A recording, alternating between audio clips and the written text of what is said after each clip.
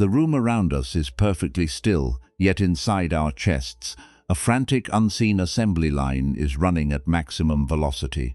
It is a Sunday afternoon, or perhaps an unscheduled evening hour run of those rare, wide-open pockets of time where the world has temporarily stopped, asking anything of us.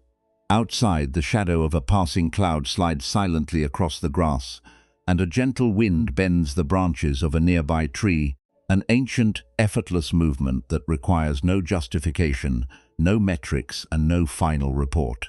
But inside our living rooms, sitting on chairs designed for relaxation, we are vibrating with a strange, low-grade current of panic. A sudden, unprompted hour of white space has opened up in our calendar, and instead of filling us with joy, it fills us with an immediate, cold sense of dread. We look at our hands, and they are twitching, habitually reaching for the smartphone on the coffee table, searching for a notification, an email, or a task to delete. We feel a deep structural ache at the base of our skulls, a physical restlessness that tells us that to simply sit here, to do absolutely nothing for the next 60 minutes, is a dangerous moral failure. The silence of the room does not feel peaceful, it feels like an accusation. We are caught in a modern haunting where empty space is interpreted as an existential emergency, and an unexpressed mind is treated as a dead mind. We belong to a generation that has completely internalized the architecture of the factory floor, transforming our very souls into industrial processing plants. From our earliest childhood, we have been conditioned by a hyper-efficient, market-driven society to believe that our human worth is strictly equivalent to our visible output. We measure the value of a day by the length of our crossed-off to-do lists, the volume of our creative generation, and the velocity at which we convert our internal life into external currency. We have been taught to look at ourselves not as living beings to be experienced, but as assets to be optimized, upgraded, and continuously milked for production. We carry this industrial mindset into every sacred corner of our lives. We optimize our sleep so we can be more energetic at our desks. We commodify our hobbies into side hustles, and we turn our private reflections into public content. We have established a collective psychological climate where a life lived without visible fabrication is viewed as a wasted life. We have made continuous production the absolute prerequisite for our right to exist on this planet, convincing ourselves that if we ever slow down, if we ever let the machinery go cold for a single season, we will become instantly invisible, irrelevant, and left behind by the accelerating march of our peers. The absolute tragedy of this collective conditioning is that we are treating our minds and bodies exactly like an industrialized plot of overfarmed topsoil. In the natural order of the earth, a field is allowed to move through seasons of deep, dark, and silent rest. A wise farmer knows that after a heavy harvest of wheat or corn, the soil has given its lifeblood to the crop, its minerals are depleted, its matrix is exhausted, and its womb is empty. The land must be allowed to lie completely fallow for a season. It must sit under the winter frost, untouched by the plow, unseeded by human ambition, looking to the untrained eye like a barren wasteland of mud and decaying leaves. But beneath that silent, frozen surface, the earth is performing a magnificent, invisible alchemy. It is breathing, reclaiming its richness, resting its deep biology, and slowly rebuilding the fertile loam from which the next generation of life must grow. If you deny the field its winter, if you refuse to let it sleep, the soil rebels. Yet, as modern human beings, we behave like ruthless industrial managers who have declared war on the winter. We look at the fertile ground of our own minds and demand that it yield a magnificent, heavy crop every single day of the year, without a single hour of intermission. When a creative project ends before the old fruit has even been fully digested, we instantly drive the iron plow back into the dirt, screaming at ourselves to plant the next seed. When we experience a natural dip in our energy, a creative drought, or a beautiful instinctive desire to simply look out a window and dream, We view it as a structural design flaw. We panic, and we immediately begin to inject the soil with the artificial fertilizers of caffeine, digital adrenaline, toxic willpower, and self-help slogans. We force the land to produce crop after crop under synthetic stimulation, celebrating our exhaustion as a badge of honor, bragging about our burnout to anyone who will listen. We are completely blind to the terrifying reality that beneath our polished, high-performing exterior, the deep, rich loam of our spirit is turning into dry, dead dust. We are farming ourselves to death, completely oblivious to the law that the highest quality fruit can only grow from earth that has been allowed to sleep in the dark. The absolute symptom of this modern sickness is the profound, corrosive wave of existential guilt that strikes us the moment we attempt to rest. We have created a world where doing nothing is criminalized by our own internal judges. If we take an afternoon off to lie under a tree, a vicious voice awakens in our head, listing all the people who are outworking us, all the projects we are neglecting, and all the deadlines that are creeping closer on the horizon. We cannot even enjoy a vacation without turning it into a task, tracking our steps, scheduling our relaxation, and photographing our peace to prove to the world that we are executing our leisure with high efficiency. We have forgotten how to exist without an agenda.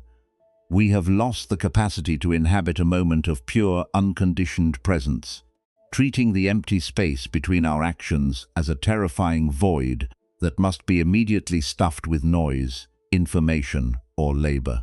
We are profoundly tired, down to the very marrow of our bones, yet we are too terrified of the void to ever stop running. Let us stand together at the edge of this dust bowl we have created within our own consciousness, and let us feel the true weight of this exhaustion. We are not tired because we are working hard. We are tired because we have made our very existence conditional upon our work. We have allowed the market to dictate the terms of our self-worth, and we have turned our own minds into a slave driver that never sleeps. But the ancient wisdom of the human spirit offers a radical, healing alternative. It suggests that our fundamental value was completely settled the moment we drew our first breath, independent of a single metric or piece of visible evidence. It suggests that the true matrix of creativity is not found in the aggressive, non-stop shaking of the tree, but in the deep, silent and guilt-free return to the fallow ground of our own awareness. Let us sit with this realization for a moment, letting the heavy tools drop from our trembling hands as we begin to open up the internal anatomy of our relentless mechanical drive, to see how deeply this industrial virus has mutated within our psychology. We must examine a character archetype that has become the silent engine of the modern professional landscape figure of the tireless yield machine, the constant producer, the hyper-efficient creator who has completely fused their identity with their latest metric. This is the version of us that cannot separate being alive from being useful. On the surface, this character is the darling of society. They are the ones who receive frantic praise from clients, the ones whose profiles display a flawless stream of achievements, and the ones who look like they have cracked the code of boundless human energy. They move through the world with an air of urgent purpose, their conversations filled with updates on their latest project, their schedules packed with back-to-back commitments, and their minds functioning like high-speed processors that can analyze, synthesize, and monetize any piece of reality they touch. They are the ultimate success stories of our accelerationist culture, envy-inducing examples of what a well-disciplined human being can build when they strip away all unnecessary distractions. But if we descend beneath this shiny, high-yielding exterior and enter the private, unvarnished theater of their interior life, we encounter a state of absolute terror. The tireless yield machine is not driven by inspiration. They are hunted by an unexamined, subterranean fear of invisibility. Deep within the core of this archetype lies a fragile, bleeding belief that says, If I am not creating value today, I do not matter. If I stop producing, the lights will go out, the applause will fade, and I will be exposed as an empty, worthless fraud. Every project completed is not a source of lasting satisfaction. It is merely a temporary stay of execution. The moment the harvest is gathered, the inner critic wakes up, louder and more vicious than before, demanding the next sacrifice. The yield machine cannot sit on a porch and simply watch a summer rainstorm without internally drafting a conceptual framework about it. They cannot enjoy a quiet dinner with a lover without mentally turning the conversation into an insight for their next professional endeavor. They have become completely incapable of experiencing life directly, transforming every sacred, unrepeatable moment of their existence into raw material for the factory floor. While the conscious intellect is busy spinning narratives of creative passion and professional duty, our physical body is quietly buckling under the immense, unyielding strain of this constant generation. The somatic nervous system does not care about our metrics or our cultural validation. It only knows that it has been denied its winter for years. When we perform a precise anatomical mapping of the person obsessed with constant production, we see that the guilt of stillness has physically warped our muscles, turning our torso into a hard, defensive knot. The primary center of this physical tightening is localized directly in the solar plexus and the diaphragm. If we direct our focus to the space right below our breastbone, where the ribs separate, we will likely find a rigid, dense block of tension, a permanent somatic cramp. This clenching is the physical manifestation of a body that is locked in a chronic forward-bent posture, permanently poised to spring into action, to seize the next opportunity, or to defend against the next deadline. Because this solar loam is calcified, the diaphragm cannot drop down into its natural, resting position. Our breathing becomes a shallow, restricted thoracic flutter, confined entirely to the upper third of our lungs. This restricted movement keeps our sympathetic nervous system in a state of low-grade, perpetual ignition, flooding our tissues with a constant drip of stress chemicals.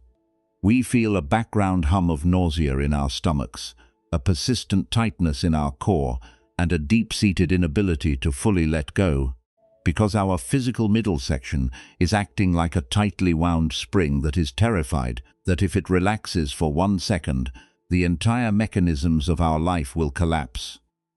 From the solar plexus, this current of tension travels outward along the arms and locks into our hands and fingers. If we observe our hands during our moments of forced inactivity, we will notice a restless, twitching hyperreactivity. Our fingers are chronically bent, subtly vibrating, habitually hovering over flat surfaces as if we are typing phantom messages or scrolling through invisible feeds. This is the somatic expression of a mind that has forgotten how to let its tools drop. The hands have become so industrialized, so hardwired for manipulation, execution, and typing, that they feel unsafe when they are empty. We don't know how to rest our hands palms up on our thighs in a state of pure receptivity. We feel a visceral itch to grip an object, to manipulate a device, or to scratch at a screen, using physical busyness to drown out the sudden, uncomfortable silence that opens up whenever our tools are laid down. The most exhausting manifestation of this somatic locking is centered at the brainstem and behind the eyes. When we are caught in the grip of the yield machine archetype, our eyes develop a dry, unblinking, and narrow hypervigilance. We look at the world through a laser-focused beam, scanning the horizon always for the next thing to build, the next problem to solve, or the next metric to track. This continuous visual narrowing triggers a state of neural overactivation at the base of the skull, creating a sensation that feels like a low-voltage electrical current constantly buzzing through our cerebral fluid. Our heads feel top-heavy, dry and hot, packed to the rafters with strategies, concepts, and analytical models, while the back of our neck feels completely frozen. We suffer from chronic sleep latency, waking up at 2 in the morning with our minds instantly racing at full speed, because the neural engine has been running on high fertilizer adrenaline for so long that it has lost the ability to shift back into neutral. We are physically trapped inside a machine that we built to serve us, but which is now consuming our raw biology as fuel. This physical tightening feeds into a vicious, escalating psychological feedback loop that turns every moment of potential rest into an arena of intense self-punishment. Because we have tied our fundamental right to exist to our visible output, the mind begins to view non-action as a form of existential death. When we attempt to spend a quiet afternoon doing nothing, the inner critic immediately activates a highly sophisticated defamation campaign against our character. It labels our exhaustion as laziness. It categorizes our need for a fallow season as a lack of ambition, and it uses the hyper-curated, non-stop production of our peers on social media to convince us that we are falling dangerously behind. We sit on the couch, but our mind is violently flagellating us, running simulations of our future financial ruin or our ultimate creative irrelevance. This is the profound, heartbreaking insanity of the modern creator.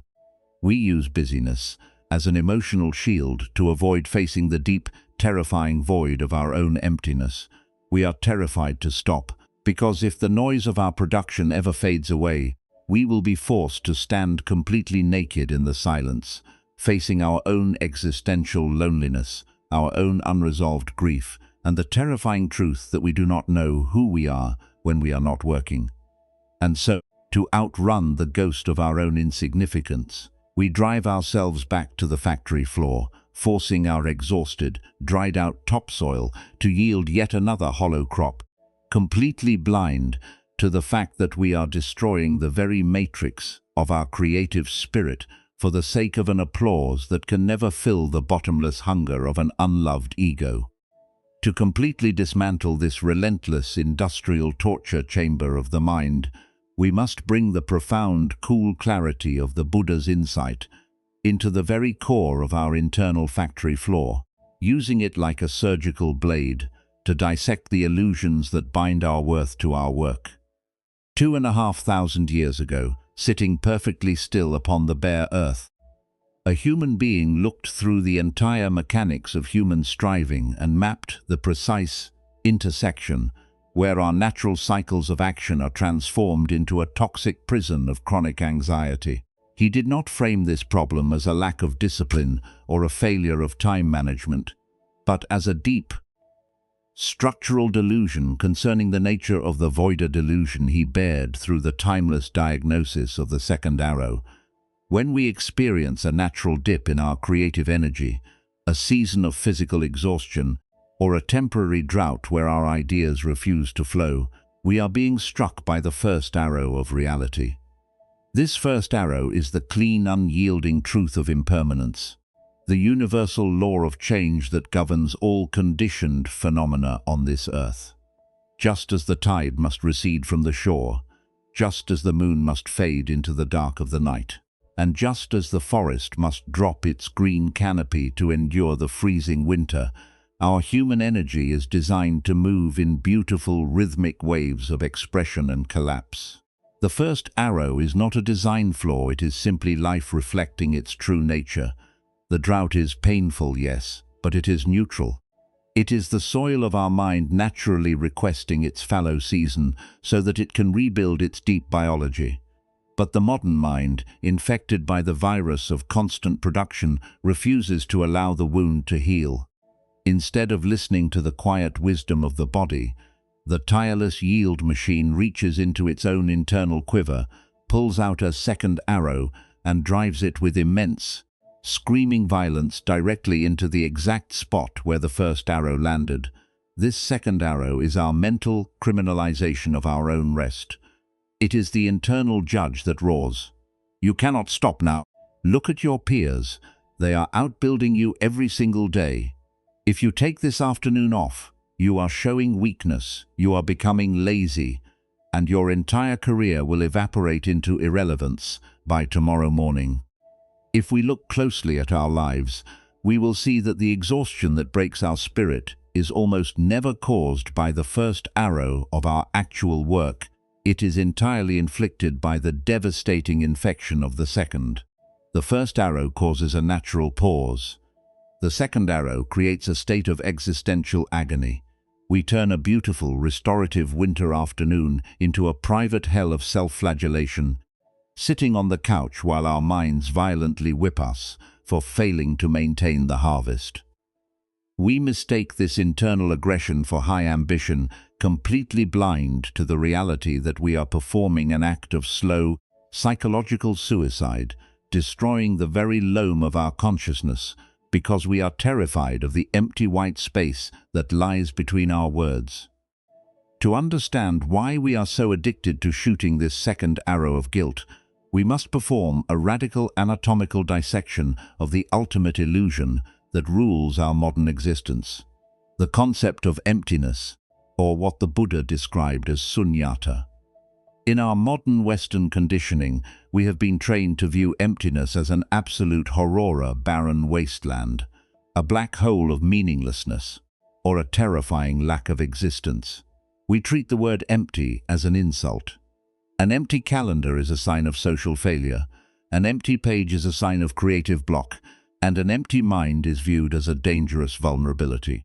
Because we view the void as a predator that will consume us, we spend our entire lives hyper-vigilantly stuffing every single minute of our day with noise, information, or labor, using our busyness as a thick, frantic wall to keep the silence from breaking through.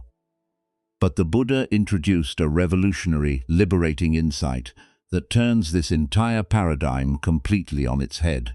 He revealed that emptiness is not a desert of nothingness, it is the wide, spacious, and infinitely fertile matrix from which every single form in the universe must be born. Emptiness is not the absence of life, it is the absolute presence of all potential. Consider a beautiful porcelain bowl sitting on a table.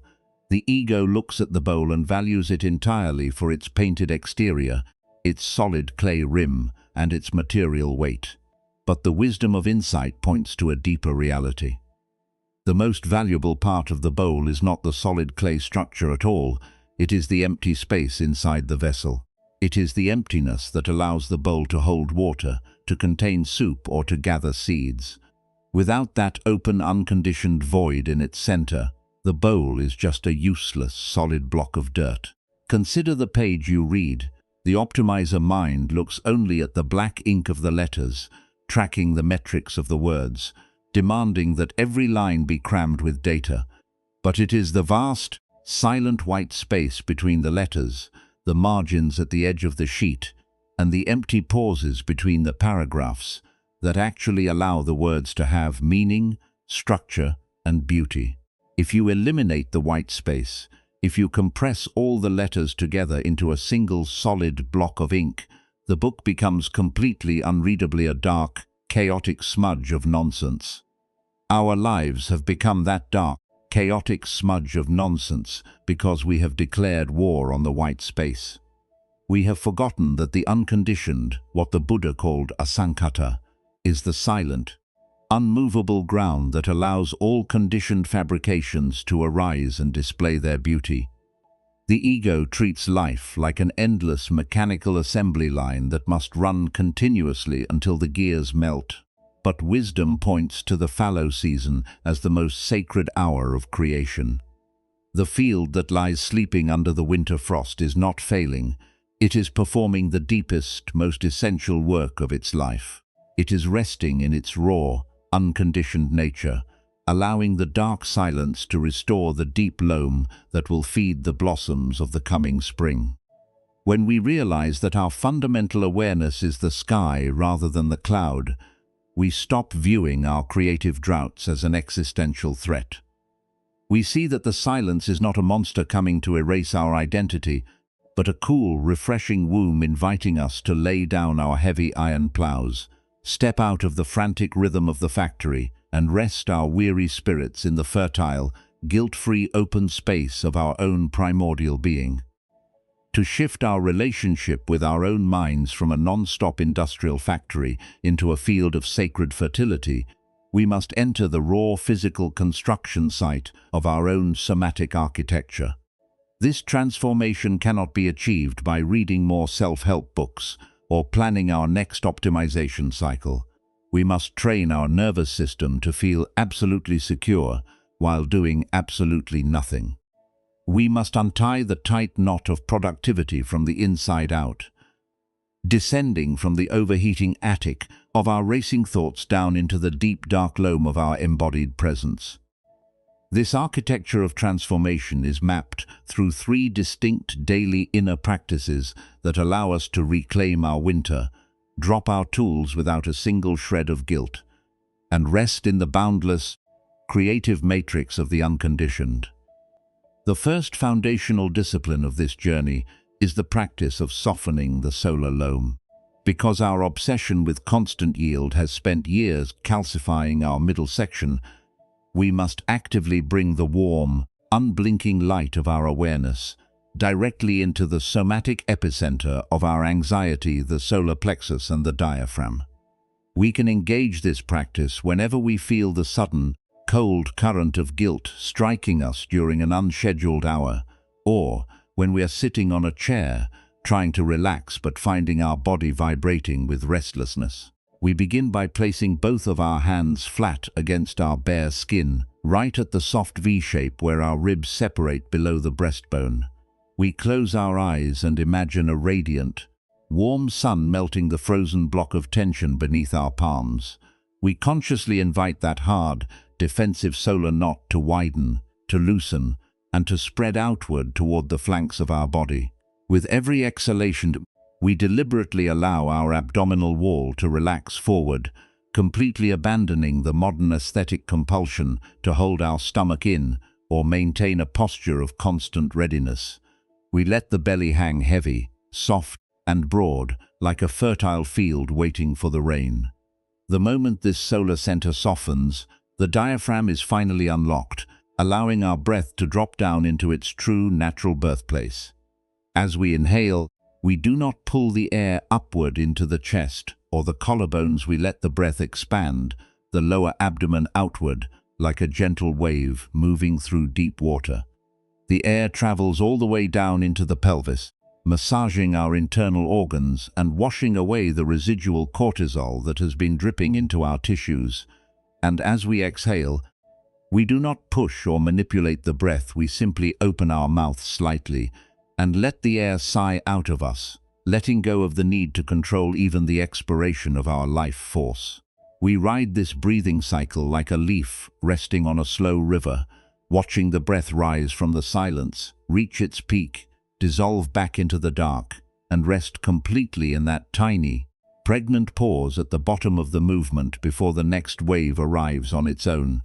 In this deep abdominal rhythm, we are teaching our ancient survival brain a radical truth: that we are safe enough to drop our guard, that the universe can sustain us without our frantic effort, and that we have a right to exist simply as a breathing body on this earth, independent of a single piece of visible output. As our physical frame settles into this grounded stability, we gain the internal capacity to practice our second discipline, the active cultivation of radical inaction. This is the art of standing perfectly still in the center of unscheduled space without reaching for a tool, a device, a book, or a plan. It is a fierce, gentle training that requires us to face the initial storms of our mental factory without being swept away by the current.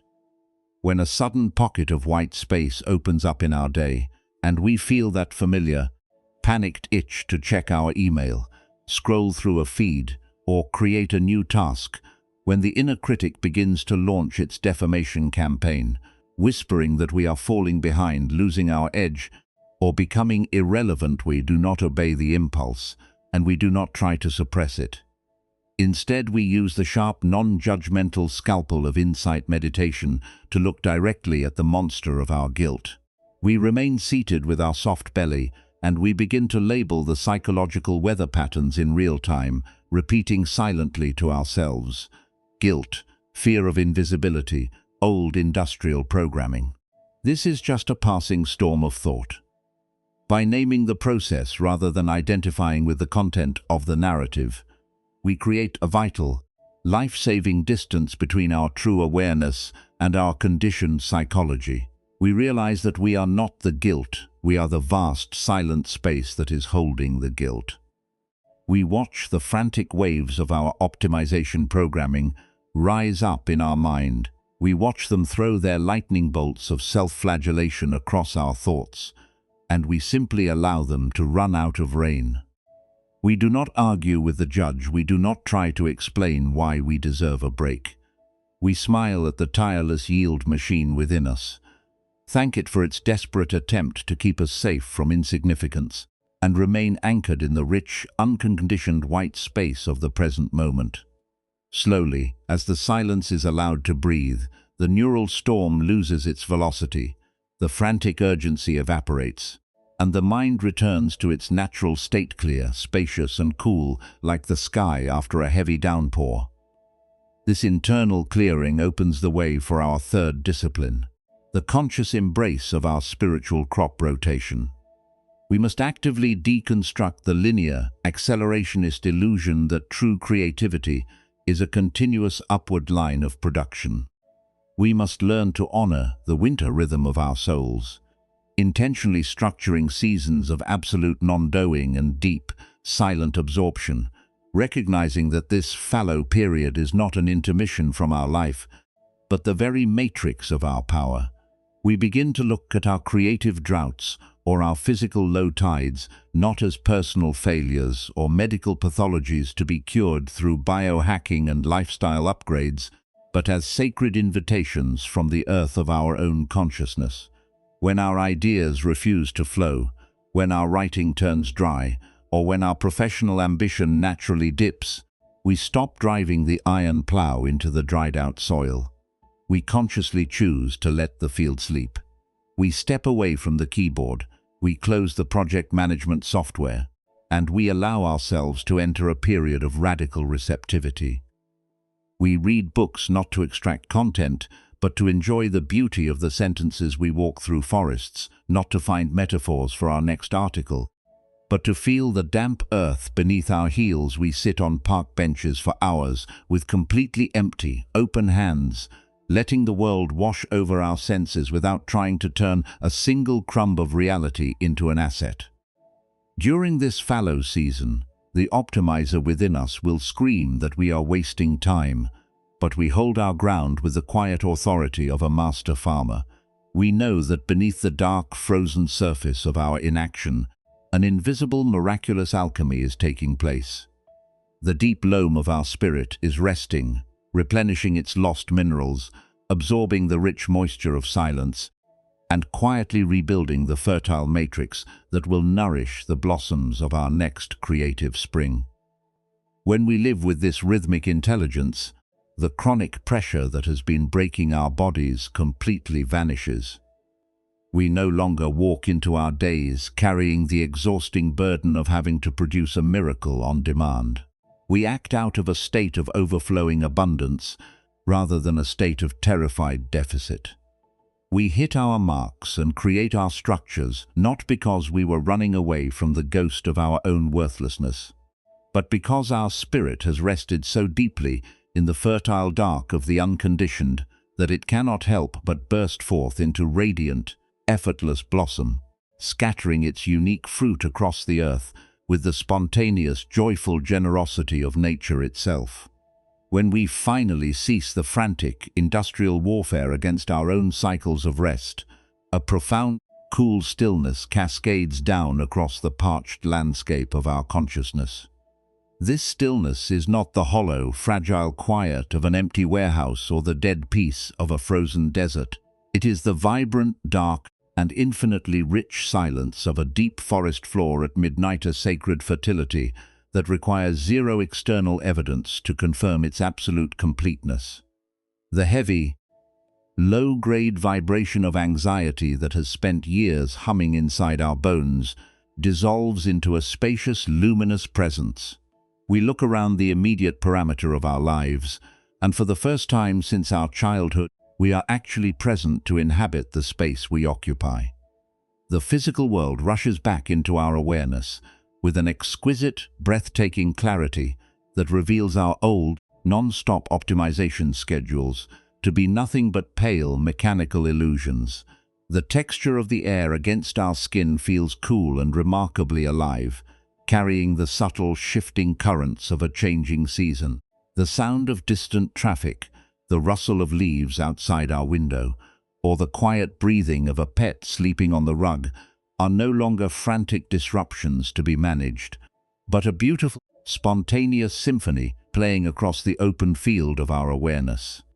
When we sit in a room with a loved one, we can look into their eyes without any internal rush, completely free from the toxic compulsion to turn the encounter into a strategy or a lesson. Our physical body rests deeply in this newly reclaimed territory.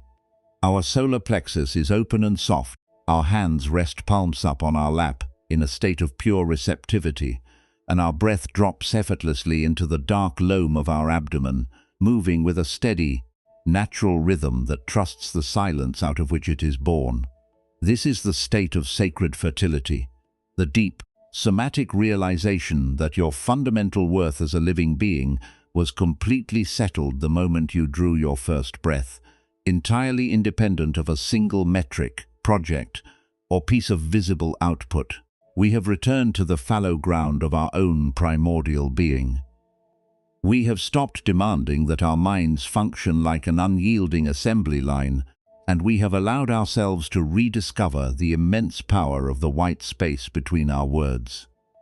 We see that when we let the field sleep, we are not losing time, we are honoring the very matrix from which all true creation flows. We can step back from the factory floor, we can close our calendars, and we can look at an empty afternoon with a sense of quiet, unshakable dignity, knowing that our stillness is not a failure, but a holy and necessary winter. In the beautiful, uncompromising literature of the deep insight tradition, the Buddha continuously points away from the frantic fabrications of the ego and directs our focus toward the unconditioned, the vast, unmovable, and empty space of awareness that allows all conditioned forms to arise, display their temporary dance, and dissolve back into the light. He reminded his followers that true freedom is never found by trying to build an endless, continuous harvest out of running water, but by discovering the unshakable ground of the sky itself, which remains completely complete and untouched, regardless of how many storms cross its horizon. He invited us to look beyond our titles, our fabrications, and our endless lists of social achievements, and to find the deep peace that exists before a single thought is ever formed. The morning sun rises high into the sky now, casting a warm golden glow across the room, illuminating the dusty volumes on the shelves and the open journals on our desk. The mechanical clock down the hallway continues its steady, rhythmic movement, but its strike has lost its frantic, predatory authority. It is now just a passing vibration in a boundless field of inner stillness. The smartphone remains dark and silent on the coffee table, and our empty hands rest completely relaxed on our thighs, open and unshielded. The world outside will continue to demand that we farm our souls to the point of absolute exhaustion. But the industrial spell has been completely broken. We have unbuckled the heavy vine straps of our defenses. We have allowed our overstimulated topsoil to rest beneath the cool frost of non-doing, and we are finally ready to walk through our days with the quiet, effortless dignity of nature itself. If you completely stopped treating your soul like a factory, if you dropped the second arrow of guilt and allowed the deep loam of your spirit to lie perfectly fallow in the dark silence of the unconditioned, what beautiful thing might choose to grow here all on its own?